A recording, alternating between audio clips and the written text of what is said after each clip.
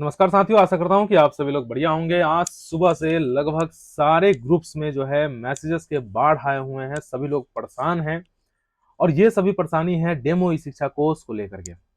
सभी लोग अपने अपने ट्रांसफर को लेकर के बहुत दिनों से इंतजार में बैठे हुए थे कि सभी लोगों का ट्रांसफर जो है वो 24 जून से शुरू हो जाएगा, जैसे कि शिक्षा मंत्री जी ने कहा था। शिक्षा मंत्री जी नए नए आए थे, सभी लोगों को उम्मीद था कि वो पहले भी शिक्षक रह चुके हैं तो उन्हें शिक्षकों के परेशानियों के बारे में बेहतर जानकारी है और वो अलग अलग भाषणों के माध्यम से भी ये बात बता चुके हैं कि जब तक शिक्षक जो है वो अपने अनुकूल जगह पे नहीं आएंगे तब तक वो अच्छे से शिक्षा नहीं दे पाएंगे। वो लगातार ये वादा करते रहे थे कि जितने भी महिला शिक्षिका हैं उन लोगों को उनके पंचायत के बगल में ट्रांसफर किया जाएगा और जितने भी पुरुष शिक्षक हैं उन्हें उनके प्रखंड के बगल में ट्रांसफर किया जाएगा। शिक्षक बहुत ही ज्यादा खुश थे कि चलिए कोई बात नहीं है, इतने साल जो हमने इंतजार किया आखिर वो इंतजार का घड़ी जो है वो समाप्त होने को आया और अब हमारा ट्रांसफर जो है वो हो ही जाएगा। लेकिन आज जो ये डेमो शिक्षा कोर्स पर जो चीजें चल रही है उसके बाद सारे शिक्षक जो है वो परेशान है। बहुत सारी शिक्षिकाएं रो रो करके कॉल कर रही है, मैसेजेस कर रही है और तरह तरह से जो है लोग अपनी अपनी व्यथा को व्यक्त कर रहे हैं। उसी क्रम में आखिर ये क्या है विषय, क्यों शिक्षक परेशान है, उन सब पर हम चर्चा करेंगे और पूरा प्रक्रिया समझाने की कोशिश करेंगे कि आखिर ये है क्या। सबसे पहली बात तो मैं आप सभी को बता दूं कि ये डेमो ई शिक्षा कोर्स पर जितनी भी चीजें चल रही है वो डेमो ई शिक्षा कोर्स पर है, ना कि आपके ई शिक्षा कोर्स पोर्टल पर।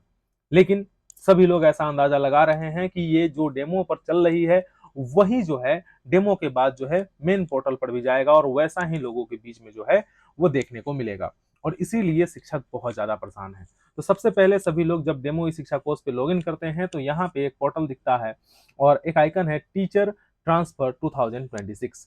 ये सारा इंटरफेस जो है वो कहीं ना कहीं मेन ई शिक्षा कोर्स प्रोफाइल से मिलता है और यहाँ से उठ करके फिर उधर जाने को लेकर के लोग सोचते हैं कि ऐसा होगा भी। ठीक है, तो टीचर ट्रांसफर 2026 पर जब लोग क्लिक करते हैं, क्लिक करने के बाद एक ऐसा पोर्टल ऑप्शन आता है। उसके बाद टीचर एप्लीकेशन फॉर्म पर जब लोग क्लिक करते हैं, क्लिक करने के बाद उन्हें यहाँ पे एक ओटीपी डालना होता है। ओटीपी में डालते हैं 123456। जब ये सारी चीजों को वो डाल देते हैं, ओटीपी वेरीफाई कर देते हैं।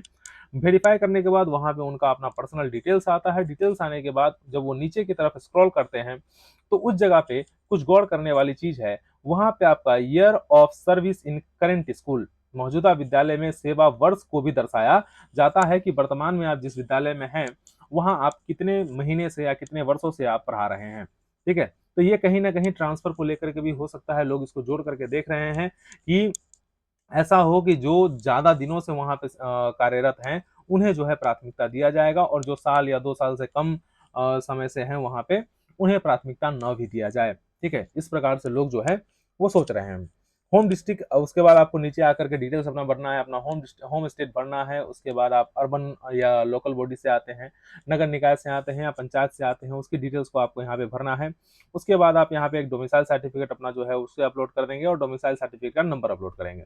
करने के बाद जो है वो क्या करेंगे कि यहाँ पे आ जाते हैं। मेन मुद्दा यहाँ पे है जो है प्रिफरेंशियल कैटेगरी फॉर टीचर्स, स्थानांतरण के लिए प्राथमिकता वाली श्रेणी।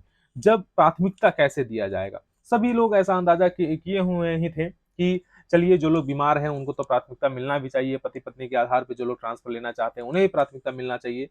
ठीक है, तो देखते हैं इसमें आखिर है क्या। जब इसको खोलते हैं तो यहाँ पे सबसे ऊपर आप लोग को देखने को मिलता है कि सबसे ज्यादा प्राथमिकता जो कैंसर पेशेंट है उन्हें दिया जाएगा। या तो वो अगर खुद कैंसर पेशेंट है तो उन्हें 20 मार्क्स उसके लिए दिए जाएंगे। अगर उनकी पत्नी या पति जो है वो कैंसर पेशेंट है तो उन्हें 10 मार्क्स दिए जाएंगे, 10 पॉइंट दिए जाएंगे। या तो उनके बेटा जो या बेटी जो भी उनका चिल्ड्रन है, बच्चे हैं, वो अगर कैंसर पेशेंट है तो उन्हें 10 पॉइंट दिए जाएंगे।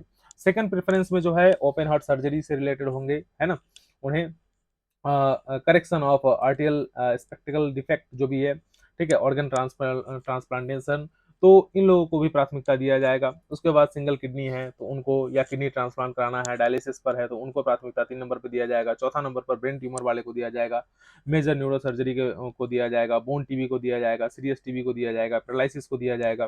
फिजिकली हैंडीकैप्ट अगर कोई 80% से ज्यादा है तो उनको 7 नंबर पर दिया जाएगा। फिजिकली हैंडीकैप्ट अगर वो 60% से ज्यादा है और 70-80 के नीचे है तो उन्हें 8 नंबर पर प्राथमिकता दिया जाएगा। फिजिकली हैंडीकैप्ट अगर वो 40% से ज्यादा है और 59% के नीचे है, 59% तक है, तो उन्हें 9वां नंबर पर प्राथमिकता दिया जाएगा। और अगर खुद है तो उन्हें 10 पॉइंट दिया जाएगा। अगर उनकी पत्नी है तो उन्हें कोई पॉइंट नहीं दिया जाएगा। उनके बच्चे हैं तो उन्हें कोई पॉइंट नहीं दिया जाएगा। ठीक है, ये भी देखने वाली बात है। अगर वो विकलांग खुद है तो उन्हें दिया जाएगा, लेकिन अगर उनका विकलांग पत्नी है तो पत्नी के सहारा के लिए उन्हें घर जाने की आवश्यकता नहीं है, उन्हें नहीं दिया जाएगा। अगर बच्चे विकलांग है तो उसके लिए उसको कोई भी प्राथमिकता नहीं मिलने जा रहा है, 0 पॉइंट्स मिलेंगे। ठीक है, उसके बाद क्या है कि यहाँ पे 10 नंबर पर आपको है चिल्ड्रन फ्रॉम जुबलाइन। अगर बच्चे बीमार है, ठीक है, बचपन से उनको डायबिटिक है, मेंटल इलनेस है, हार्ट में छेद है, तो इस प्रकार की अगर चीजें हैं तो उन्हें जो है बच्चे के लिए 10 पॉइंट्स दिए जाएंगे। टीचर जिनकी वाइफ या हस्बैंड जो है वो बिहार टीचर है तो उन्हें जो है 10 पॉइंट्स के लिए दिए जाएंगे। अगर उनका स्टेट स्टेट गवर्नमेंट के अदर एम्प्लॉय, टीचर नहीं है, अदर एम्प्लॉय जैसे पुलिस में हो गया या फिर एग्रीकल्चर में हो गया या फिर मेडिकल सेक्टर में हो गया और परमानेंट जॉब में है, तो उन्हें जो है उसके लिए 8 पॉइंट दिए जाएंगे। ठीक है, अगर उनका स्पाउस है तो। और टीचर जो सेंट्रल गवर्नमेंट में है, जैसे एनवीएस हो गया, केवीएस हो गया, है ना, तो इस प्रकार के स्टेट आपका बैंक वगैरह हो गया तो वो सब भी होता है, एलआईसी वगैरह हो गया, उसमें परमानेंट जॉब में है तो, एलआईसी एजेंट है तो काम नहीं चलेगा। ठीक है, परमानेंट जॉब में है तो उन्हें जो है 5 मार्क्स दिए जाएंगे।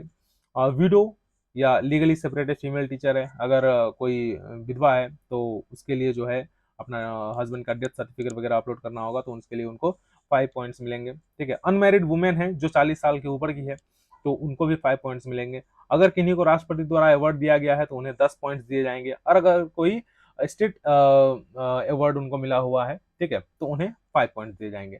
ये सभी है, लेकिन यहाँ कहीं दूर दूर तक जो है, जो दूरी के आधार पर महिला शिक्षिका हैं या पुरुष शिक्षक हैं, जो 6-6 जिला देने का बावजूद भी जिन लोगों का ट्रांसफर नहीं हुआ, उनका कहीं पे भी चर्चा नहीं है। जो 300, 400, 500 किलोमीटर दूर जो शिक्षक पोस्टेड है, उनका कहीं पे भी यहाँ पे प्रिफरेंस नहीं है, प्राथमिकता नहीं दी जा रही है। और कहीं ना कहीं इसी बात से सारे शिक्षक जो है वो परेशान हैं, जो इतने वर्षों से जो परेशान चल रहे हैं। चाहे वो विशिष्ट शिक्षक हो, उनके तो आप 10 साल, 15 साल, 18-18 साल से लोग इंतजार में बैठे हुए हैं। जो TRE 1 से आए हैं, 2 से आए हैं, 3 से आए हैं, जो ये इस उम्मीद में थे कि कहीं ना कहीं उनका भी ट्रांसफर हो ही जाएगा। यहाँ पे बात ये कही गई है कि जो 40 साल के ऊपर अविवाहित महिला है उसके लिए जो है 5 पॉइंट्स दिए जाएंगे। लेकिन उन महिलाओं के बारे में क्या, जो मात्र 25, 26 या 28 साल की है, 30 साल की है और उन्हें ऐसे जगह पे पोस्टिंग दे दिया गया है जहां पे वो आने जाने की सुविधा नहीं है, जहां पे डेरा रूम रखने की सुविधा नहीं है। और लगातार आप लोग देख रहे हैं कि बहुत सारे एक्सीडेंट्स में और बहुत तरह की चीजें जो है घटना घटते आ रही है। ठीक है, उस परिस्थिति में उन महिलाओं के लिए किसी प्रकार का प्राथमिकता न देना, उन पुरुषों को कोई प्राथमिकता न देना जो नदी पार कर करके जाते हैं, जिनको बारिश हो या किसी भी परिस्थिति में उनको जाना पड़ता है, और उनके लिए कोई प्राथमिकता की चर्चा नहीं है। जो 6-6 जिला का विकल्प दिए उसके बावजूद भी वो चाह रहे थे कि हमें 6 जिला में दे दीजिए, हमें पंचायत की आवश्यकता नहीं, हमें प्रखंड की आवश्यकता नहीं, हमें 6 जिला में कहीं पे एडजस्ट कर दीजिए, उनके लिए कोई प्राथमिकता नहीं है। और कहीं ना कहीं शिक्षक समाज इस चीज को लेकर के बहुत ज्यादा परेशान है।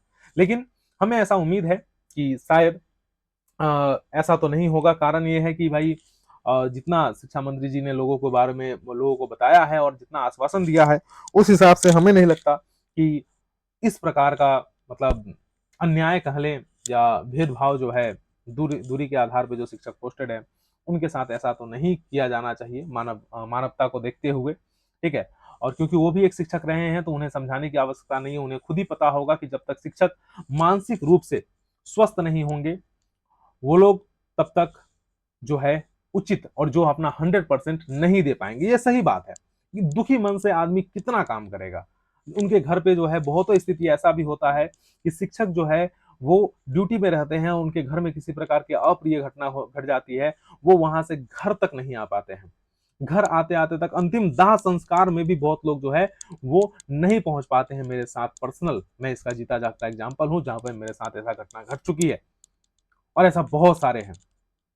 और उसके बावजूद भी दूरी के आधार पर यहाँ पे प्रेफरेंस न देना, ये कहीं ना कहीं शिक्षकों को बहुत ज्यादा परेशान कर रहा है। विभाग से, सरकार से, मंत्री जी से हमारा बस यही रिक्वेस्ट रहेगा कि इस प्रकार का अन्याय होने से रोक ले और दूरी के आधार पर जो भी शिक्षक है उन्हें भी मौका मिलना चाहिए। और क्योंकि बहुत सारे स्कूलों में आज भी शिक्षकों की बहुत ज्यादा अभाव है, बस टीचर्स को एक जगह से लेकर के दूसरी जगह पे पोस्टिंग करना है।